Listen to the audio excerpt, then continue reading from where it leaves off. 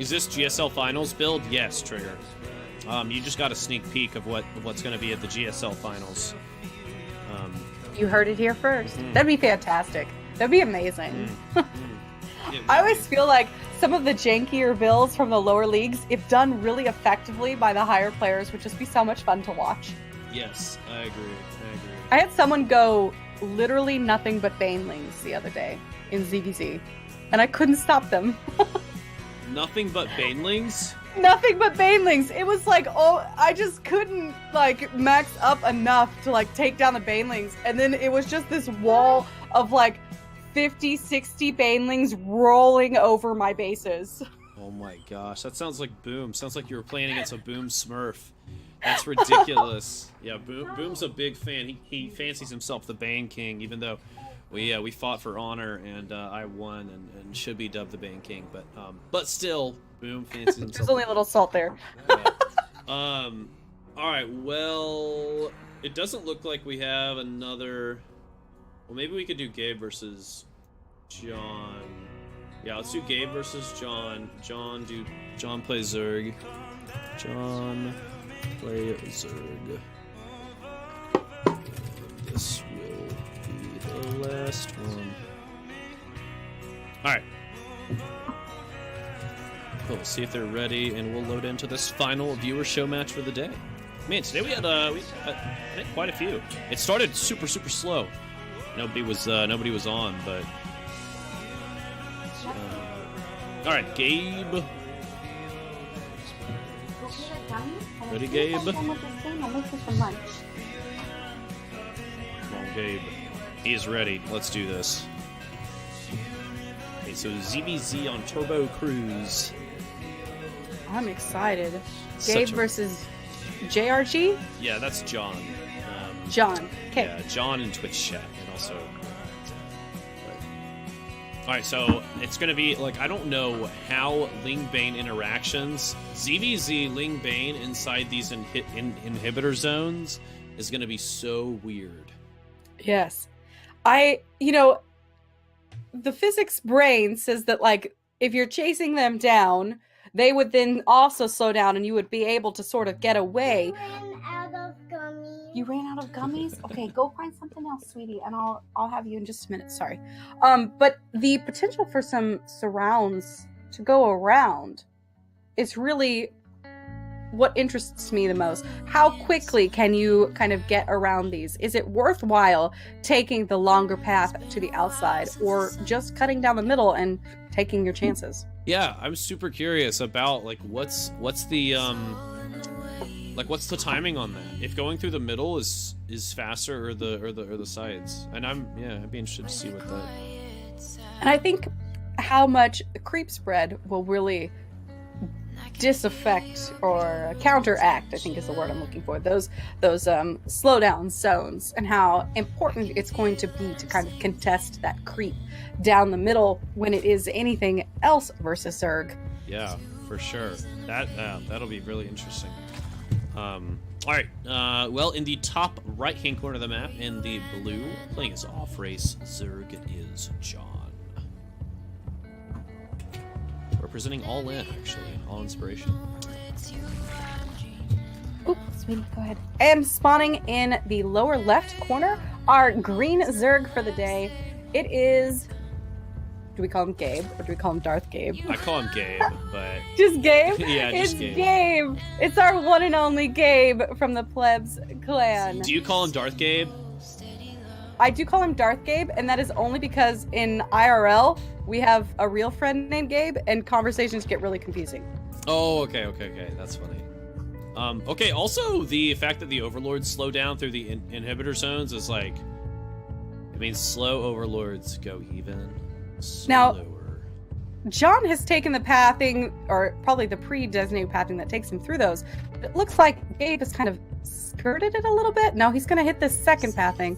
He tried to. He did specifically adjust the pathing in order to try and avoid these, but it looks like it's going to pay off because his overlord is getting across the map quite a bit faster than John's is. That's so interesting. Because John is going to be hitting a second slowdown here. Oh my gosh. gosh, that's so interesting. I love these. These so weird. All these little things are so weird. So yeah. it's like he's gonna see that natural much faster. Yeah. Because Johns are really going towards the main, and I think there is that edging, that like edge path that sort of almost skirts those slowdowns but doesn't, and then drops you off in the natural expansion. I believe that's going to be the pathing taken by most Zergs. Yeah, so you basically go straight through, like through those two, and then you go around the last pair. That'll be cool to see. Like, especially the players that don't know about this. It's good that we have looked at this already, so we're gonna know when we first start. You hit ladder those first few times and you don't realize your overlords are being slowed down. It's really going to give you quite an advantage, especially in ZvZ, to see any, quick Ling rushes and things like that. Yeah, I like that. Okay, so Gabe is going to go around these inhibitor zones on the side. Okay. Now, this is what I'm curious about, if it actually is faster to go around the side here than it is to just go through the middle. And I don't know. I kind of doubt it's faster. Maybe it is. Maybe it is. Interesting. You have to, like, really go out of your way. The air one makes sense because you can go between. Yeah, but this is really out of the way. Now, the other thing that's really interesting about this map that may come into play a little bit later is for the Zerg, this fourth space expansion where we have Gabe morphing in some Banelings, is actually extraordinarily vulnerable to just to the south. There's this high ground kind of odd corner. Now, in testing the other day, I stuck Hydras, I stuck tanks, I stuck all kinds of things on this high ground. It actually has full range of almost this entire fourth base expansion. Wait, which high ground is this? Okay, so if you go to fourth base down south, we have quite a good engagement going on in the main of John. We have these Banelings chasing down. Oh my gosh! In the mineral line, and the drones get taken down. 14 drones. Holy cow. Okay, so sorry. Okay, what were you? You're fine. Where were you talking about? So if you drop off at John's natural and you go straight down to not the first base that comes up on the left, but the one that comes up a little bit more to the right. Okay, yeah. What I would naturally take as my fourth, maybe not everybody else. This base is actually in range of the high ground that is a little bit south of here. You kind of had this awkward dead space. You can put Hydras and tanks, and I did not try any Protoss units, but it is very effective to kind of take on this base and keep it from expanding by most races. That is like some nasty siege tank potential then. That's crazy. It was very terrifying. Yeah. We still have Lings on either side. We do have some Banes coming up the middle. They're caught in that slowdown. Those Banes were almost able to get close, but that slowdown effectively took Gabe's army out of position, and now we have Lings in his main attacking his queen and his drones. I think he will be able to get this cleaned up, but we lost a few. He really tried to set up that surround, but wasn't able to because of the inhibitor zone. But it's funny because he tried to use the inhibitor zone to set up the surround, so I don't know. It's going to be cool to see how this is used just even now. It's like little cool things. And at the pro level, it's going to be very cool to see what happens. I'm excited. And I know that this these kind of big, wide open sides, many of the pros have already commented about quite a few proxies and the such going down. And oh, interesting. Okay, cool. Yes. So I played against a friend of mine who who fronted one base play with Terran, and then he did it with Protoss. He did it to me twice. And he stuck a proxy his proxy natural expansion over on this corner, and was able to build all of his tech completely unrecognizable because you don't go up and around the corner, and basically ran me over without me ever being to see it. So I know that I will at least be sending one Ling down the scouts on either side.